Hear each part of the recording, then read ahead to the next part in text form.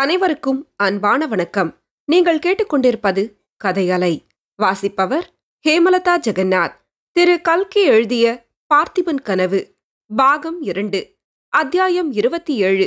கண்ணீர் பெருக்கு. வள்ளியும் பொன்னனும் குடிசைக்கு வெளியில் வந்தபோது பார்த்திப மகாராஜாவின் காலத்திற்கு பிறகு அவர்கள் பார்த்திராத அதிசயமான காட்சியை கண்டார்கள். உறையூர் பக்கத்திலிருந்து காவேரிக்கரை சாலை வழியாக அரசு பரிவாரங்கள் வந்து கொண்டிருந்தன. குதிரை வீரர்களும் காலாட்படைகளும் கொடி பரிவட்டம் முதலிய ராஜ சின்னங்கள் ஏந்திய வீரர்களும் சங்கம் துந்துபி முதலிய பல வகை வாத்தியங்கள் முழங்குகிறவர்களும் வெண்சாமரம் ஏந்திய சேடிமார்களும் வரிசை வரிசையாக வந்து கொண்டிருந்தார்கள். அவர்களுக்கு மத்தியில் அரசர்கள் ஏறுவதற்குரிய அலங்கரித்த உயர்ஜாதி புரவிகளும் ராஜஸ்திரீகளுக்குரிய முத்துவிதானம் கட்டிய தந்த பல்லக்குகளும் வந்து கொண்டிருந்தன. இந்த ராஜ பரிவாரமெல்லாம் தோணித்துறை தோப்பில் வந்து இறங்கத் தொடங்கிய போது ஓடக்கார பொன்னனும் அவன் மனைவியும் ஆச்சரியக் கடலில் மூழ்கினார்கள். இதோடு ஆச்சரியம் முடிந்த பாடில்லை.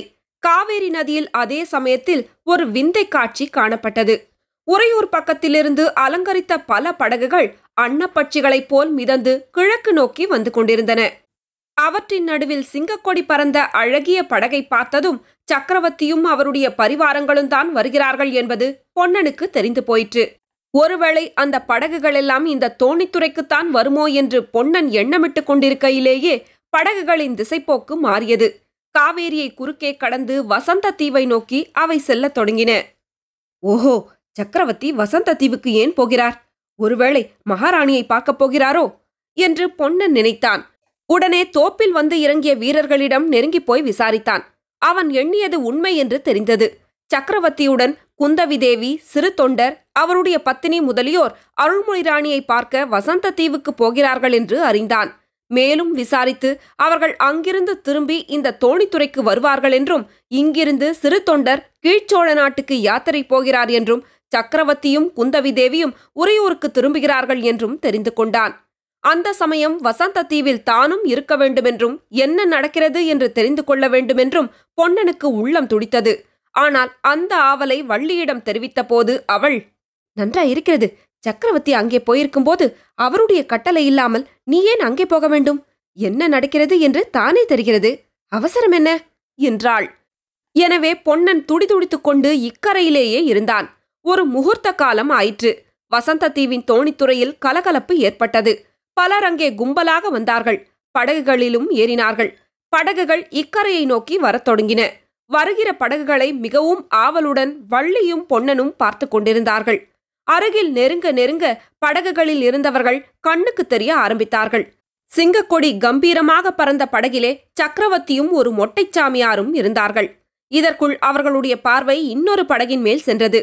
அதில் 3 பெண்மணிகள் இருந்தார்கள். ஒருவர்தான் குந்தவி தேவி, இன்னொருவர் சிவவிரதம் பூண்ட மூதாட்டி. ஆனால் 3வது யார்? இது என்ன விந்தை? அருள்மொழி தேவி போலல்லவா இருக்கிறது? ஆமாம், அருள்மொழி தேவிதான். படகு கரையை அடைந்து எல்லாரும் இறங்கிய போது பொன்னனும் வள்ளியும் வேறு யாரையும் பார்க்கவும் இல்லை, கவனிக்கவும் இல்லை. அருள்மொழி தேவியின் காலில் விழுந்து எழுந்து அவள் முகத்தையே பார்த்து கொண்டு திகைத்து நின்றார்கள். அருள்மொழி தேவி அவர்களை நோக்கி தழுதழுத்த குரலில் கூறினாள், பொன்னா, வள்ளி, என்னால் இங்கே தனியாக காலம் கழிக்க முடியவில்லை. நான் திவ்யஸ்தல யாத்திரை போகிறேன். நீங்கள் என்னை பற்றி கவலைப்பட வேண்டாம். இந்த தோணித்துறையிலேயே இருந்து கொண்டிருங்கள். ஒருவேளை எப்போதாவது மறுபடியும் திரும்பி வந்தால். இச்சமயம் பொன்னன், வள்ளி இவர்கள் கண்களில் கண்ணீர் பெருகுவதை அருள்மொழி தேவி கண்டதும் அவளுக்கும் கண்களில் நீர் துளித்தது. பேச முடியாமல் தொண்டையை அடைத்தது. பக்கத்தில் இருந்த சிவவிரதையின் கரத்தை பிடித்துக்கொண்டு மேலே நடக்கத் தொடங்கினாள். அன்றைய தினம் அந்த காவேரிக்கரை தோணித்துறையிலே கண்ணீர் பிரவாகம் ஏராளமாய் பெருகி தண்ணீர் பிரவாகத்துடன் போட்டியிட்டது. சக்கரவர்த்தியும் சிறு தொண்டரும் பிரிந்தபோது அவர்களுடைய கண்களிலிருந்து கண்ணீர் பெருகிற்று. சிறு தொண்டரின் பத்தினியிடமும் அருள்மொழி தேவியிடமும் குந்தவி விடை பெற்று கொண்ட சமயம் அவர்கள் எல்லாருடைய கண்களிலிருந்தும் கண்ணீர் ஆறாய் பெருகிற்று. கிழக்கு திசை போகிறவர்கள் முதலில் கிளம்பினார்கள். சிறு தொண்டர் தனியாக ஒரு பல்லக்கில் ஏறி அமர்ந்தார். அவர் பத்தினியும் அருள்மொழி தேவியும் இன்னொரு பல்லக்கில் அமர்ந்தார்கள். சேடிகளும் பரிவாரங்களும் தொடர்ந்து வர, குதிரை வீரர்கள் முன்னும் பின்னும் காவல் புரிந்து வர சிவிகைகள் புறப்பட்டன. சிவிகைகள் சற்று தூரம் போன பிறகு பொன்னனுக்கு திடீரென்று ஒரு விஷயம் ஞாபகம் வந்தது. அவன் ஓட்டமாய் ஓடி அருள்மொழி இருந்த பல்லக்கை நெருங்கினான். தேவியும் சிவிகையை நிறுத்தச் சொல்லி, பொன்னா, என்ன இவ்வளவு படபடப்பு ஏன் என்றாள்.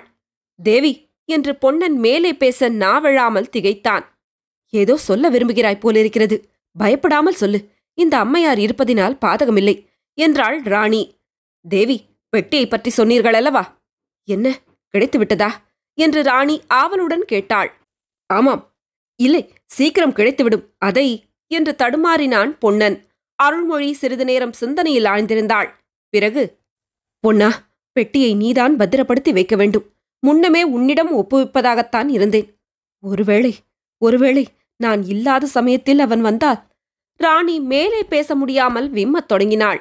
பொன்னன், ஆகட்டும் அம்மா, இளவரசரிடம் பத்திரமாய் ஒப்புவித்து விடுகிறேன் என்று அழுது கொண்டே சொன்னான். சிவிகை மேலே சென்றது. பொன்னன் திரும்பி வந்தபோது சாலையில் பல்லக்கின் அருகில் நின்று குந்தவி தேவி கண்ணீர் விடுவதையும் சக்கரவர்த்தி அவளை தேற்றுவதையும் கண்டான். எனக்கு தாயார் கிடைத்ததாக எண்ணி மனமகிழ்ந்தேனப்பா, அதற்கு கொடுத்து வைக்கவில்லை என்று குந்தவி சொன்னது பொன்னன் காதில் விழுந்தது. குந்தவி சிவிகையில் ஏறினாள். சக்கரவர்த்தி குதிரை மீது ஆரோகணித்தார். உறையூரை நோக்கி அவர்கள் கிளம்பினார்கள்.